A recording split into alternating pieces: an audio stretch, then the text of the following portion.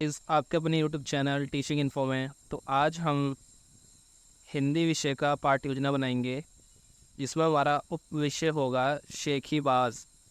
ये कहानी है शेखीबाज शेर और मक्खी की। तो चलिए शुरू करते हैं। सबसे पहले आपको छात्र अध्यापक का नाम, फिर विषय, उप विषय, फिर कक्षा थर्ड क्लास है और अवधि 40 मिनट, जो भी आपकी होगी 30 मिनट या 40 मिनट, और दिनांक, डेट। उसके बाद व्यवहारगत उद्देश्य से पाठ पढ़ाने के बाद छात्र इस योग्य हो जाएंगे कि बच्चों को नए नए जानवरों का ज्ञान प्राप्त होगा।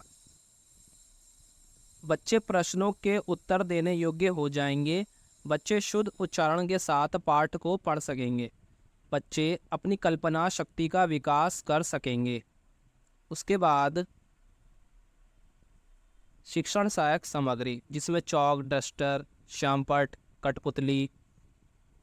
उसके बाद पूर्व ज्ञान, बच्चों ने जानवर देखे हैं और वह उसके बारे में जानते हैं। उसके बाद प्रस्तावना। प्रस्तावना में आप 2 कॉलम बनाएंगे। एक तरफ लिखेंगे छात्र अध्यापक क्रिया और दूसरी तरफ लिखेंगे छात्र क्रिया। छात्र अध्यापक बच्चों से क्वेश्चन पूछता है, क्या आपने कभी मक्खी को देखा है? तो बच्चे बताएंगे हाँ। क्या आपको उससे डर लगता है? तो बच्चे बताएंगे नहीं, पर वह हमें परेशान करती है। उसके बाद हमारा तीसरा सवाल होगा, क्या आप किसी शेखीबाज को जानते हैं? कौन है वो?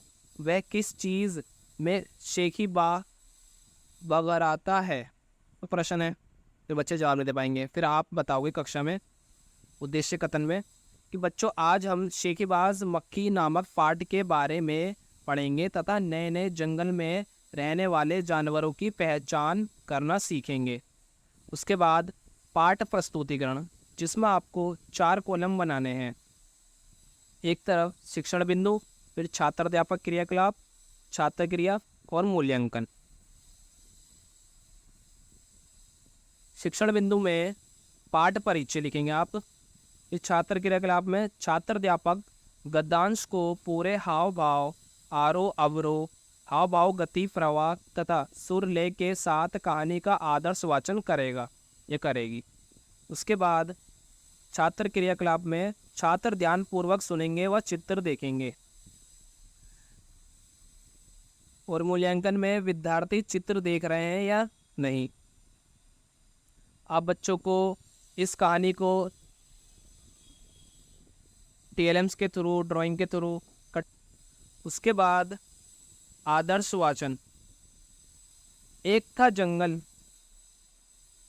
बस एक पार्ट में हमें बताया गया है कि जंगल में एक शेर सो रहा होता है।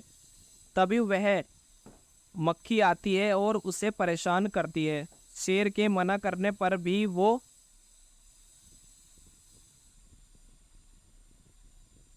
नहीं मानती। शेर गुस्से में आग बबूला हो उठता है और मक्खी से लड़ने को तैयार हो जाता है। मक्खी के सारे वार शेर पर ही लग रहे थे। आखिर में वो हार मानता है। छात्र अध्यापक आगे बढ़ते हैं और बच्चों को कुछ कठपुतली दिखाते हैं। वह पाठ को आगे विस्तार पूर्वक सुनाते व समझाते हैं। फिर शिक्षण, फिर छात्र क्रिया में छात्र ध्यानपूर्वक सुनेंगे व समझेंगे।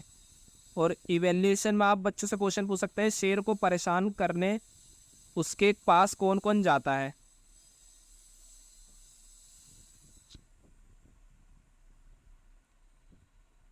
उसके बाद छात्र अध्यापक उचित लय, स्वर, गति, स्वच्छ उच्चारण के साथ आदर्श वाचन करेंगे। व्याख्या, भाव समझना। मक्खी शेर को हराने के बाद घमंड में आगे बढ़ती है। वहाँ एक हाथी मिलता है, उसे कहती है, मुझे प्रणाम करो, आज मैंने जंगल के राजा शेर को हराया है। हाथी ने सोचा, इससे बहस करके क्या फायदा, और सूंड उठाकर उसे प्रणाम करते हुए आगे बढ़ गया।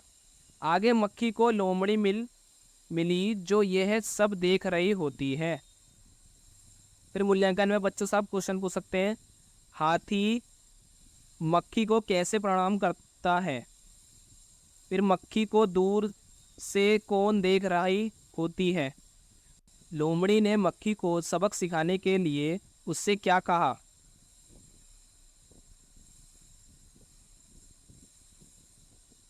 उसके बाद मक्खी ने उसे भी वही कहा जो हाथी को कहा था। लोमड़ी ने उसे प्रणाम किया और बोली, यह तो ठीक है, पर क्या तुम्हें पता है वहाँ जो मकड़ी उधर दिखाई दे रही है वह तुम्हें गाली दे रही थी, उसकी ज़रा खबर लो। मक्खी गुस्से में सुनकर मकड़ी की तरफ छपटी है और उसके जाल में फंस जाती है। वहाँ से निकलने की खूब कोशिश करती है, अंत में वह मर गई और लोमड़ी मुस्कुराते वह चली गई। मूल्यांकन में आप लिखोगे मक्खी किस तरफ झपटती है। उसके बाद शिक्षण बिंदु में आप लिखोगे भाव विश्लेषण। छात्र अध्यापक पाठ में आए जानवरों के नाम शामपट पर लिखता है लिखती हैं, जैसे शेर, मकड़ी, हाथी, लोमड़ी। फिर शिक्षण बिंदु में आप लिखोगे विचार विश्लेषण। तो छात्र अध्यापक छात्रों से कुछ प्रश्न पूछेगा, तुम्हें कहानी में कौन अच्छा लगा? तो बच्चे बताएंगे अपनी मर्जी से उन्हें कौन सा जानवर अच्छा लगा, जैसे हाथी, लोमड़ी, शेर, मक्खी, जो भी है। फिर दूसरा क्वेश्चन, क्या मक्खी का घमंड सही था? तो बच्चे बताएंगे, फिर अपने अपने विचार रखेंगे, नहीं। फिर पुनरावृत्ति, लोमड़ी ने मक्खी को सब सिखाने के लिए क्या किया? और दूसरा क्वेश्चन हमारा, शेर और मक्खी के बीच क्या क्या हुआ? फिर उसके बाद अधिगम विस्तार कार्य, पाठ को घर से पढ़कर आएं और अगले दिन आकर कक्षा में समझाएं। अधिगम विस्तार कार्य आप अपनी इच्छा से भी दे सकते हैं, जो भी आपको अच्छा लगे। तो ये आपका लेसन यहीं पे पूरा हो गया है।